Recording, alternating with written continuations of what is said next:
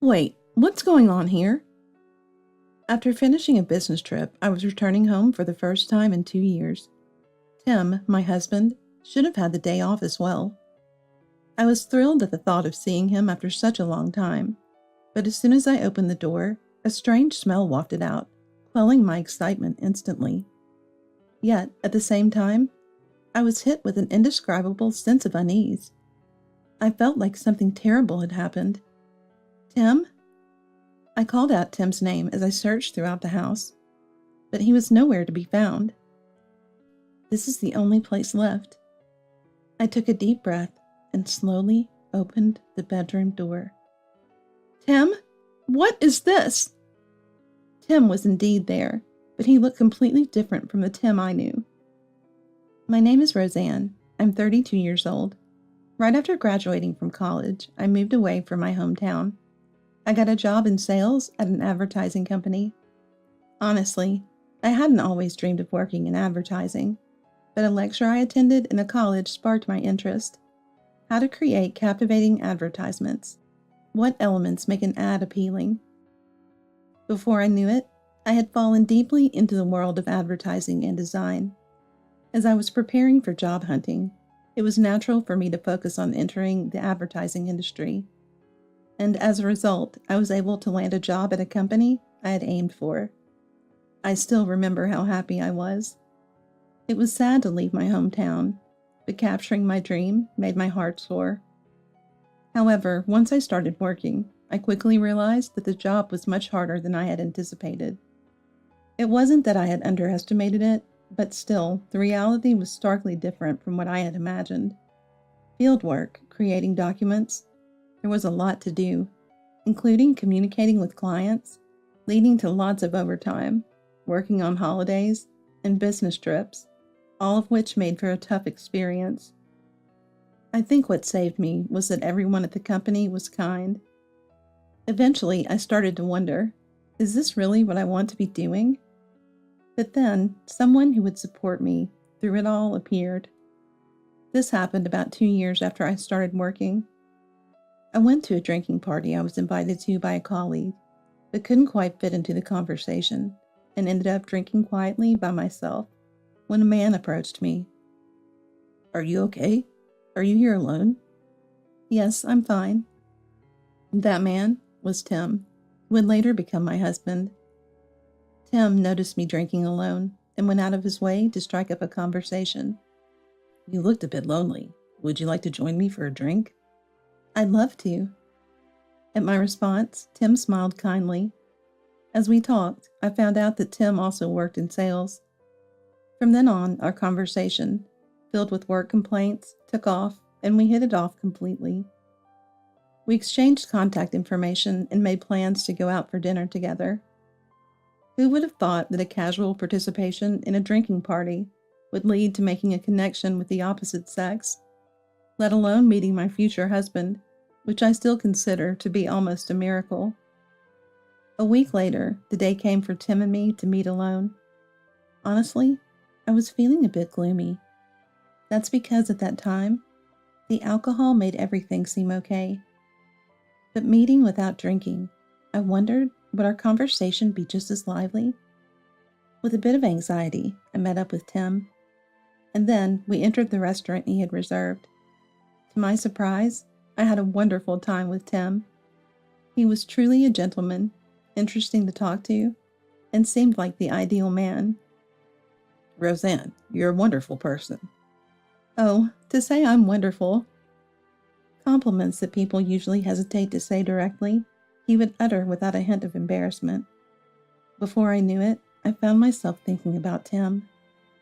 After that, Tim and I started to see each other frequently, and on our third date, he confessed his feelings for me, and we became a couple. The time I spent with Tim was truly happy. Thanks to him, I was able somehow to manage the difficult job. Are you okay? Not too tired?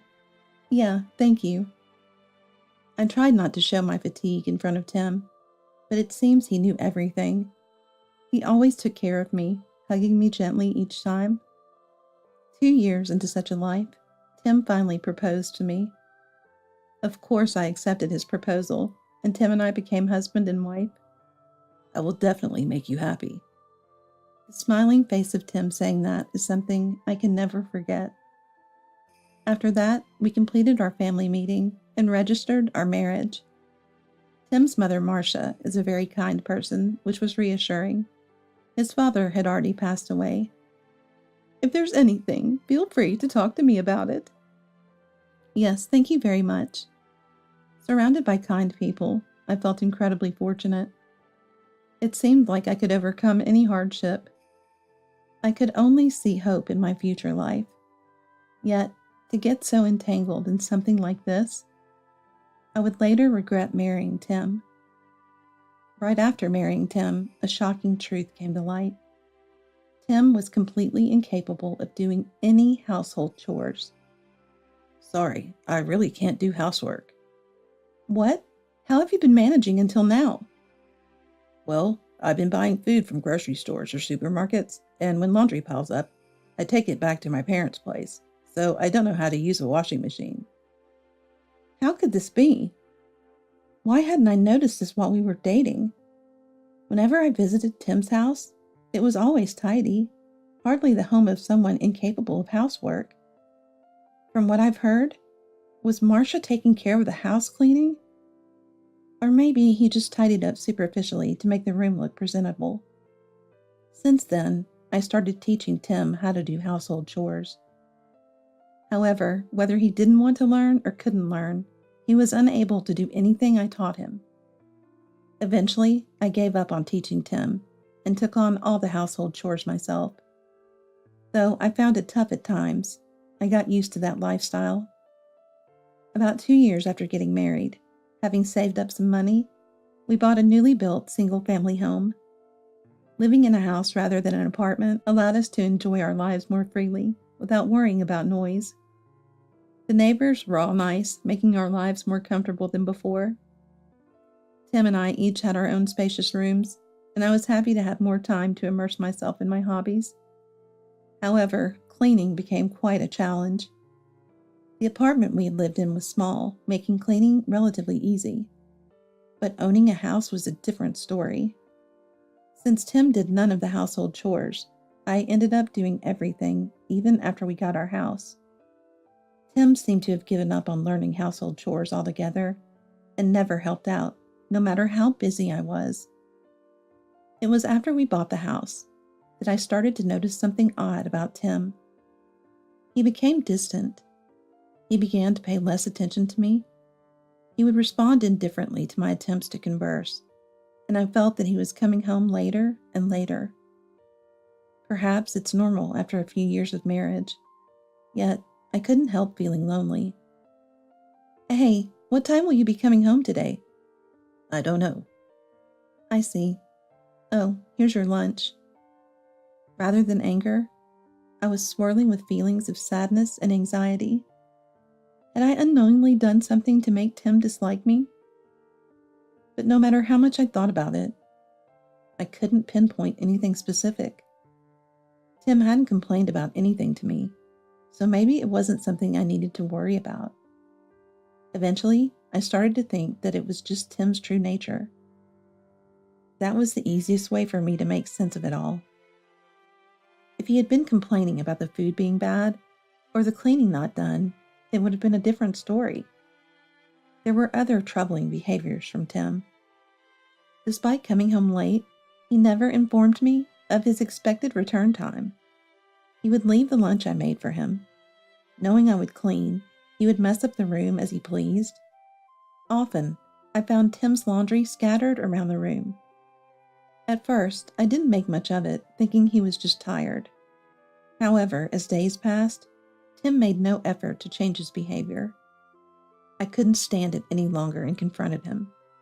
Hey, can you stop? It seems like you're scattering things around, thinking I'll clean up after you. I work just like you. Managing household chores is already tough enough. Can't you be a bit more considerate towards me? Huh, are you saying I'm not considerate?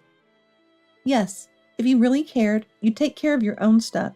And your room. When I entered to clean it last time, it was so dirty, I wondered how you could sleep there.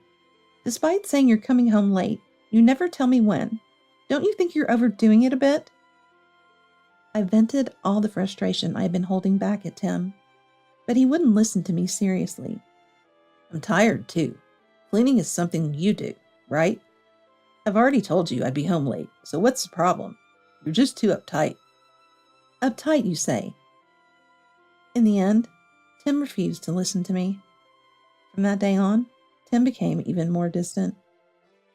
Not only would he give me indifferent responses, but he also started ignoring me altogether. Even when I cleaned Tim's room and took care of his surroundings, he stopped saying thank you. I thought many times about abandoning household chores altogether, but even if I did, Tim would likely just live in the mess. On the other hand, I couldn't stand the thought of living in filth. The idea of enduring discomfort in my own home was unacceptable to me. After much consideration, I decided to continue doing housework for my own sake. As time passed, I felt Tim's attitude might have returned to normal somewhat, but his coldness towards me remained unchanged. Should I be happy that he started telling me when he'd be home? Where did the Tim I knew before we got married go? I had no idea he was hiding such a side. If I had known, I would have reconsidered marrying him. I found myself living with stress from both work and home on a daily basis. About half a year into this routine, my work trips, which had been manageable, suddenly increased. There were day trips as well as overnight stays, and my life became incredibly hectic. Amidst this, I also had to manage household chores and take care of Tim. The burden on me became overwhelmingly large. Perhaps seeing me like this, Tim began to change his behavior gradually. Hey, Roseanne, are you okay? What do you mean? I mean, with the housework and work and everything. Yeah, well, I'm okay, I guess. I was taken aback by his sudden concern. Tim was worried about me, something incredibly rare. I thought it might as well rain spears tomorrow. After that, Tim seemed to worry about me more. Aren't you going on business trips a lot lately? Are you okay? Yeah, I'm okay. It's tough, but it pays well. If you say you're okay, then that's good. Was he hiding something? Or was he genuinely concerned? I had my doubts, but the fact that Tim showed concern made me happy. Still, Tim's late returns continued as usual. Hey, why are you coming home so late these days? Is it that often? I have my reasons, overtime, socializing with the boss. I see. Sure. The pay stub showed overtime pay. I could somewhat accept that he was out drinking with his boss, but it still felt excessive. Could Tim be having an affair? That thought crossed my mind. However, I couldn't see Tim as someone who would do such a thing. Despite everything, somewhere in my heart, I still trusted him. I couldn't understand why I was so convinced that Tim would never cheat. Even as my business trips increased, Tim made no effort to do household chores. Tim, who couldn't even heat up a retort curry, resorted to instant noodles or eating out. When I was away for long periods, he would specifically ask Marcia to come over. I had hoped he would learn to fend for himself during these times, but it seemed he had no such intentions. Rather than have the house get dirty, it felt safer to have Marcia over, but this surely increased her burden. I'm sorry for causing you trouble because of my frequent trips. It's okay, Roseanne, it's not your fault. But it's about time Tim learned to do household chores properly. I'm worried about the future. Well, I can teach him any time, but... Yes, you're right. I'll speak to him too. Will you? Thank you. Marcia's words were kind, but her tone seemed somewhat cold. Of course, Tim had no idea Marcia and I had such conversations. He continued to lounge on the sofa, watching TV as if nothing was different. This show is really interesting. Forgetting I was in the kitchen, Tim called out to me. What show? Oh, sorry. Were you washing the dishes, Roseanne? Even as he said this, there was no sign of remorse in his demeanor. Initially, this attitude of his infuriated me, but now I've grown completely accustomed to it. I find it sad that I've come to accept this. However, the day when this way of life would end finally arrived. One day, I was offered an opportunity to go on an overseas business trip. It was a stressful job, but it also offered a sense of fulfillment. I could have declined, but I decided to accept it as a challenge. The duration of the trip was to be 2 years.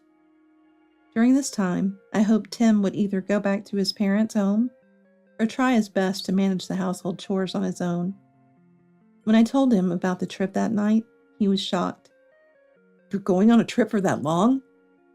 "Yeah, I could have said no, but I wanted to give it a try. It means I'll be putting a lot of burden on you, though." It was certain that we wouldn't see each other for a while. I would have been happy if you felt even a little sad about it, but it seemed Tim didn't have much of such feelings. "Got it. Do your best. I'll manage somehow on my own." He said this with a broad smile. "Are you sure you'll be okay?" "Yeah, I'll be fine." His reaction made it seem like he couldn't wait for me to leave. Months after the overseas trip was announced, the day to depart finally arrived. "Are you really okay?" "Don't worry about me. If anything happens, I'll just ask Mom for help." "Right." "Are you sure you're not running late?" "Oh, I might be. I need to go now." It appeared Tim really wanted me to leave quickly. He probably wanted to enjoy some time alone. I was honestly upset, but there was no time for complaints. I bid Tim farewell and left the house. For the next 2 years, I worked overseas. Despite the challenges, it was an enjoyable experience that enriched my life. This experience will serve as nourishment for my life. I was convinced of that. Even while I was abroad, I kept in regular contact with Tim. Hearing he was getting by with March's help brought me relief. Initially, our main form of communication was through phone calls, but gradually we shifted to exchanging emails. From his messages, I could tell Tim was doing well, which meant I didn't have to worry too much. 2 years later, my assignment ended, and I was finally able to return home. I was excited about the prospect of seeing Tim again. My steps were light with anticipation. He was supposed to have the day off, so I expected him to be home as usual. I wanted to hear about his life during my absence and share my own experiences. With excitement, I unlocked the front door. But my excitement quickly vanished. A nauseating stench wafted through the air. The odd sensation made me break out in a cold sweat instantly. I felt something was terribly wrong. I set down my luggage and began to explore the house. Where was the source of the smell? Where was Tim? My hands trembled as I opened each room's door. Finally, I opened the door to Tim's bedroom. What is this? I couldn't believe the scene before my eyes. What in the world? To my shock, there was Tim, mummified. I couldn't comprehend what was happening in front of me. Police! I need to call the police! I quickly took out my mobile phone and contacted the police. The police arrived at the house within minutes. As they proceeded with their investigation, naturally, I, being the first person to discover the scene, was questioned. Given that we had been emailing up until just before the end of my business trip, suspicions arose that perhaps someone else was involved. I've been on a business trip for about 2 years, and this is what I came back to? A business trip, I see. If the trip seems curious, you can verify it with my company. I truly just returned. So, can I show you my plane ticket and other evidence? May we see that, please? I complied with the police's request, providing them with contact information from my company and evidence like my plane ticket. As a result, they believed my story to be true. But this led to more perplexing questions. Who had been replying to my emails? It was odd that Tim hadn't sought help from anyone until his demise, and it seemed likely someone from work would have visited the house before things got to this point. I shared these concerns with the police and showed them the emails as evidence. Indeed, there's been recent correspondence. What does this mean? The more I thought about it, the more my mind reeled. The police seemed suspicious as well and decided to launch a full investigation. When the initial discussion was over, I suddenly remembered Marcia. I spoke to the police and then immediately contacted Marcia. Marcia, Tim is... As I explained the situation, Marcia's voice shook. Is that true?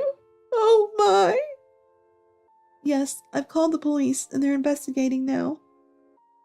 Understood. I'm coming over right now. Marcia hung up and arrived at our house within 10 minutes due to the proximity of our homes. Tim! Please try to stay calm. How can I stay calm when my son is dead? Marcia tried to push past the police to get to Tim. Understandably, losing one's son is a profound sorrow, a fact even I, who have no children, can grasp. Roseanne, when? When did you find Tim? Just now. I literally just got back, and then... Oh, dear! Sorrow filled Marcia's eyes. We were then briefed by the police about the next steps. Throughout this, Marcia held my hand and stayed close, her body trembling. A few days later, the police shared the results of their inquiries. Apparently, a woman other than Marcia had been visiting the house in my absence. Just hearing about her made her sound suspicious. Upon asking for a description, it turned out to be a woman I didn't recognize. I didn't know any women who would have reason to come and go from our house. Fortunately, Tim hadn't locked his mobile phone, so I checked it immediately after speaking with the police. Then, the name of a woman caught my eye. Emily? From the content of the emails, it was clear she was someone Tim worked with, but it felt like their relationship was more than just professional. Meeting up, movies, drinks. What became apparent after a brief look was that Tim and this woman named Emily seemed to be having an affair. The emails were peppered with mentions of hotel dates, among various other things. It appeared she had been coming and going from our house, taking care of Tim while I was away on business. This can't be. Did you find something? I informed the police about Emily's existence, and that she must have been the one entering and leaving the house.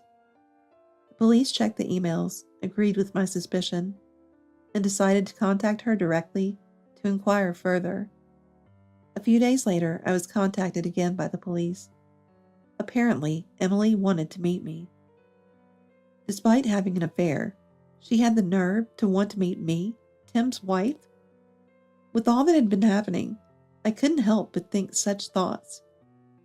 According to the police, Emily was claiming to have nothing to do with it. This only made me more curious about who had been sending the emails. All right, in a week then. Amidst growing questions, I decided to meet with Emily. Perhaps she knew something. What did she think about the affair after all? Eager for the truth, I looked forward to that day. A week later, I went to the specified meeting room to face Emily. Someone involved in an affair. I expected someone without principles. However, my preconceptions were quickly overturned. I'm truly sorry. Excuse me? For having an affair with Tim and coming to your house so many times? I know it's unforgivable. I'm really sorry. Emily immediately bowed her head upon seeing me. Oh, sorry for being so abrupt. No, it's okay, but what was your relationship with Tim? I asked Emily how she met Tim and what their relationship was before becoming involved in the affair. As expected, her answer confirmed my suspicions. Apparently, Emily and Tim had a superior-subordinate relationship at work. Emily was assigned as Tim's direct boss. Initially, they were just colleagues, but their relationship deepened over time, eventually becoming physical. She had been entering our house, even during my business trip, taking care of Tim, But then, Emily revealed something shocking. I didn't know Tim had passed away. I only found out from the police. That's odd, isn't it? What happened to the company? Tim quit the company over a year ago. He quit?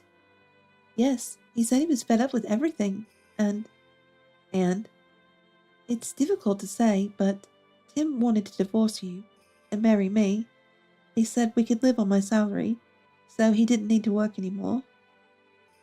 I was at a loss for words at Tim's selfishness. To think of divorcing me to marry Emily, and then quitting his job because they could live on her salary. I was a bit shocked to realize Tim was far more self-centered than I had imagined. Thank you for sharing this with me. No problem. But you didn't know he had passed away, right? When did you stop coming to the house? Over a year ago, I think. Why? Didn't Tim want to marry you? My words might have come out harshly. However, Emily proceeded to explain what had happened. For several months after I went on my business trip, Emily had been visiting our house once every 5 days, ostensibly to take care of Tim. Initially, she seemed to enjoy it, as if they were experiencing newlywed life, finding it fun. However, that feeling quickly vanished due to Tim's lack of life skills. Despite her efforts to get him to clean up after himself, Tim never seemed to take heed, and Emily's feelings for him cooled off entirely. She broke up with him and ceased visiting the house. By that time, she had already quit her job, so Tim kept contacting her, wanting her to come back. Please come back. I want to start over. The messages varied, but they all shared a common theme of wanting to reconcile. However, Emily no longer harbored such feelings and ignored all his attempts. Eventually, the messages stopped. Since then, Emily had no idea what became of Tim. I see. Yes. I'm glad I could hear about what happened while I was away, thank you. Of course, I'm truly sorry for everything. Emily seemed genuinely remorseful, repeatedly apologizing to me. I understood her sincerity, but whether I could forgive her was another matter. Fortunately, Emily offered to pay compensation, which I accepted. It was clear she wasn't largely involved in the recent developments, but this only deepened the mystery. Amidst all this, the police, having spoken with neighbors, came across a significant lead. Apparently, a few days before I returned home from my trip, someone saw Marcia entering our house. With this eyewitness account, the police began to view Marcia with suspicion. If true, Marcia must know something. Curious, I checked Tim's mobile phone again and reviewed the emails. Until now, it hadn't occurred to me that Marcia might know something, so I hadn't checked her email specifically. Looking back, I realized, had I reviewed all the emails from the beginning, things might not have escalated to this point. I went through each email carefully. One particular email caught my eye. Are you feeling unwell? Around the time Emily left him, Tim fell ill. In such a condition, unable to seek help from Emily or me, Tim reached out to Marcia. However, Marcia's response was indifferent. Figure it out on your own? Furthermore, Marcia had made remarks suggesting she was tired of taking care of him. I'm tired of looking after you. I don't care what happens to you. It was hard to believe that Marcia, who seemed to care deeply for Tim and was profoundly saddened by his death, could say such things. But it was clear Marcia was involved somehow. Seeing Marcia's emails confirmed my suspicions. After presenting these emails to the police, it was decided to bring Marcia in for questioning. The police contacted Marcia, and a meeting was arranged at the police station for a later date. I was allowed to be present, so I decided to attend. Upon arrival, Marcia seemed upset. Isn't the culprit caught? What about that woman who was taking care of Tim? Calm down, please. After being cautioned by the police, Marcia glared at us with crossed legs. The police then explained that neighbors had seen Marcia visiting the house until recently and discussed the emails. Neighbors saw me. There's no proof of that. That woman is far more suspicious than I am. But you were entering the house until recently, weren't you? Where's the proof? We've heard from not just one, but several neighbors. How do you explain that? Marcia seemed increasingly frustrated, angrily retorting to the police. Watching her, I became even more convinced of her involvement. Marcia, are you sure you don't know anything? I don't know anything. Is that true? How long did you continue visiting that house? I don't remember. What about the testimonies from the neighbors? Are you suggesting the police are lying? Or that the neighbors have conspired against you? That's right. I don't think there's any reason for them to go out of their way to frame you, Marcia. Unless, do you have any reason to believe the neighbors would do such a thing? Despite being obviously suspicious, Marcia claimed to know nothing. Irritated by her attitude, I pressed her hard. Eventually, after initially insisting on her innocence, Marcia finally admitted to a shocking truth. Yes, I abandoned Tim. Are you happy now? Marcia! Because he was annoying. I had somewhat understood, but it turns out Marcia was the one who abandoned Tim in that state. The reason being simply that she found him annoying, a shockingly selfish reason. Annoying? I was tired of him always relying on me. Just when I thought he had finally married, he started depending on me for every little thing again. He wouldn't learn to do any household chores, always leaving everything to others. I looked after him because I was supposed to be his parent, but honestly, I hated it. Then, when he got sick and asked me to come over, I saw it as an opportunity, so I left him alone. Next thing I knew, he was gone. Marcia shared her feelings about Tim in a detached manner.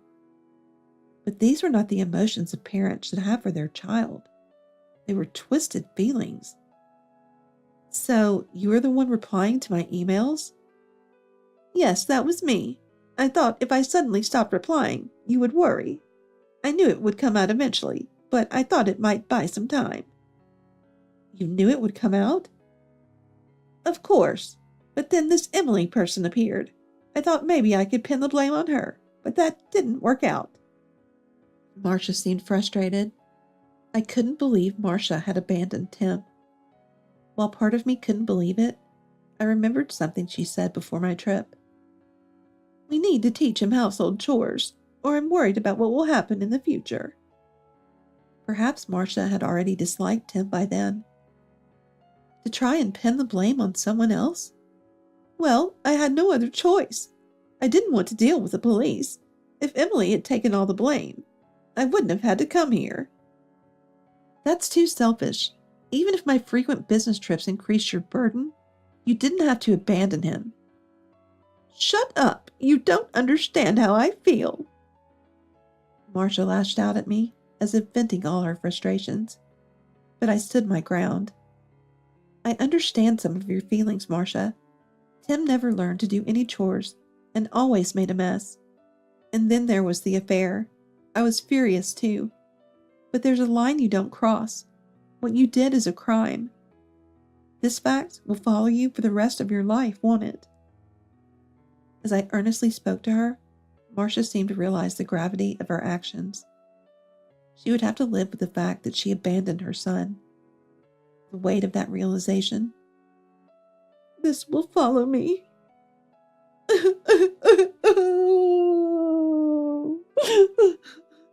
Tears started to stream down Marcia's face. I did such a thing. Please, think about what you've done. As I said this, Marcia nodded weakly. And soon after, she was taken to another room. Surrounded by police, Marcia, being moved, looked smaller than ever. Eventually, Marcia was arrested for neglecting Tim's corpse. The exact charges she will face are yet to be determined, as the trial is pending. Hearing Marcia's story, I couldn't help but feel some sympathy. I too had been exasperated by Tim's actions countless times, but there are limits to what is acceptable. I hope Marcia truly reflects on her actions. After Marcia's arrest, I moved out immediately. Somehow, I just couldn't bear to stay in that house any longer. Now I live alone in a nice apartment. Doing chores and laundry for just myself is much easier, but I can't help but have lingering thoughts about Tim. If this had been a divorce, perhaps, I could have moved on more clearly. But to part ways like this, losing a husband in such a manner, has made me realize how much I truly cared for Tim. To distract myself from these futile feelings, I immerse myself in work every day.